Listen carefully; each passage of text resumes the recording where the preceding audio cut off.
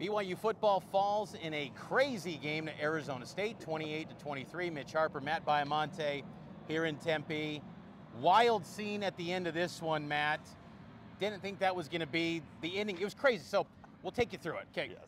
We're down here on the sideline of the end zone. We see a clear shot of Sam Levitt's pass that sails out of bounds, and we're thinking to ourselves on the field, there's got to be a second. Yeah, there's no way they milk 7 seconds on that. There's got to be a second, but the fans are storming the field, and it was a crazy scene, and ASU fans had no comprehension that there was the possibility of 1 second, even though the announcer goes, the player's under review for one second potentially remaining.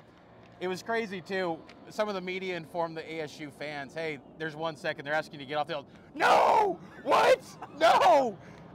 Crazy scene. Jake Retzlaff and the offense take the field after about a 15-minute delay. They come back out, they get a chance, and they almost pulled it off, Matt. Crazy scene here in Tempe. 2 yards short. It's sort of mind-boggling, and quite frankly, it's unacceptable that final reception does not go down as a catch statistically. It was a mess here at the end of this game. If BYU wanted to complain to the conference, which I don't think they would, I think they have a solid case, Mitch. It was a debacle, quite frankly. Brian Santiago was trying to encourage security to get people out of the stadium. One point right in front of me, athletic director Tom Homo told the security, we're not getting everyone off. We get it. We just need help securing our players. I don't even know if they did a great job of that after the final. It was a mess. Chase after the play, so they complete a pass. Well, they didn't complete it in the stat book, but Chase had the ball.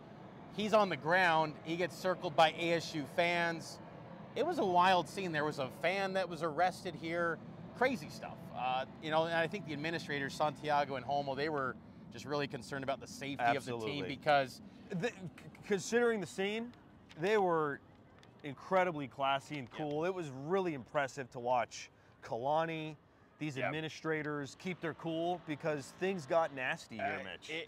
I was fearing the worst because there were a lot of fans bunched up near BYU's locker room down here.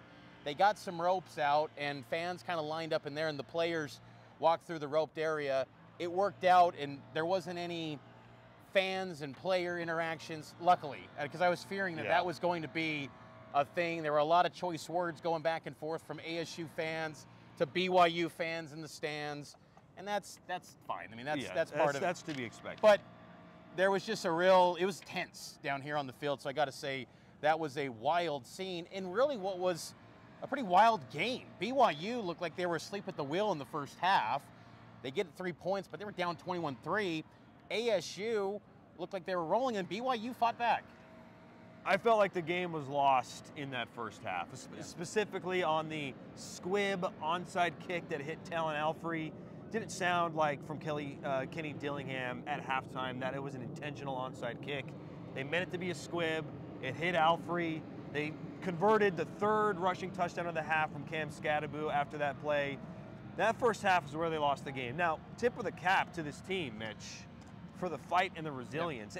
And maybe you found something in that second half offensively. 3 consecutive touchdown scoring drives. They were moving the ball. They were getting chunk plays. That was the offense we saw the first half of the season. So if you want to claim a moral victory, it's that the offense finally woke up and showed life. But the hole was too big in the first half. Well, it's hard to claim that moral victory. It's okay in September.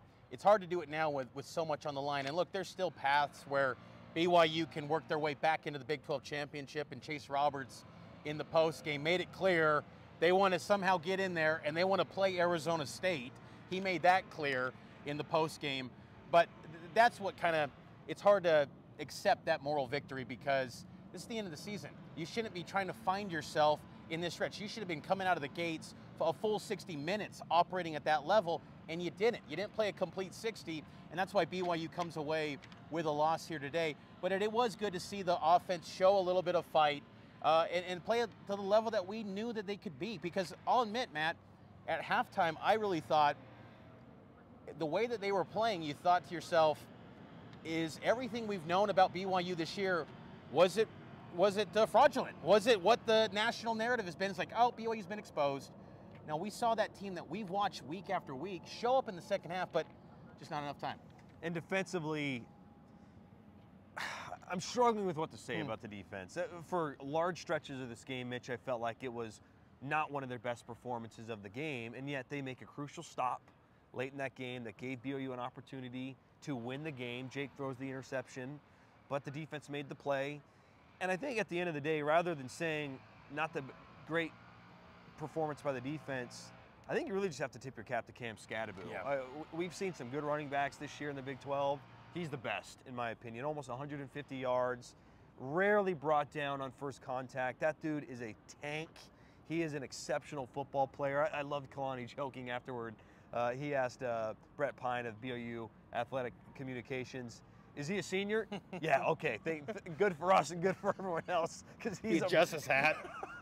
he is a real problem, and I don't know if there's any defense in this league that can shut down Scadaboo. He's rolling right now. BYU did get a pick on Sam Levitt, who came into the game. He had a 3-game stretch without any picks, but just not enough for BYU. And Scadaboo was huge for the Sun Devils. He was kind of a tone setter, too. That first carry, 16 yards, and every carry, that first drive, it felt like 4 or 5 yards. There was no answer for him.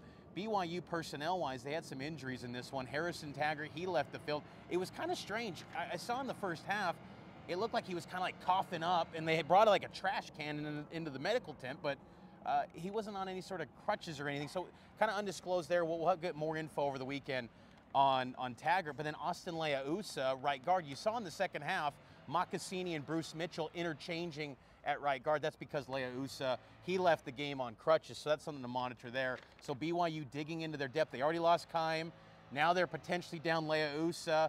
They've got Connor Payback, but you're getting to the near the end of the season, and injuries a little bit are mounting up. One of the probably most discouraging parts of the loss is I thought that going into this, Mitch, BYU could at least hold their own at the line of scrimmage. Yeah. I didn't think that Arizona State's defensive line was anything special, and offensively, they're well balanced, but I thought that BYU's defensive line could have been more disruptive than they were. I thought ASU won the game at the line of scrimmage, quite frankly, and BYU has got to find ways to, and they did a good job at times. There was a timely sack. Unfortunately, that was negated by a penalty. Miles Hall breaking in. There were moments, but it wasn't consistent enough. I felt like from play in and play out, ASU was just a little better at the point of attack. Arizona State 28, BYU 23. Cougs are now 9-2, and they'll get ready to face the Cougs in red next week, Saturday, November 30th. We'll find out a kick time, hopefully soon, from the Big 12. We'll get that kick time, and then we'll have coverage on KSLSports.com. The season is almost over. We'll see if BYU can work its way back into the Big 12 championship race if some dominoes fall. So we'll have all the coverage on KSLSports.com.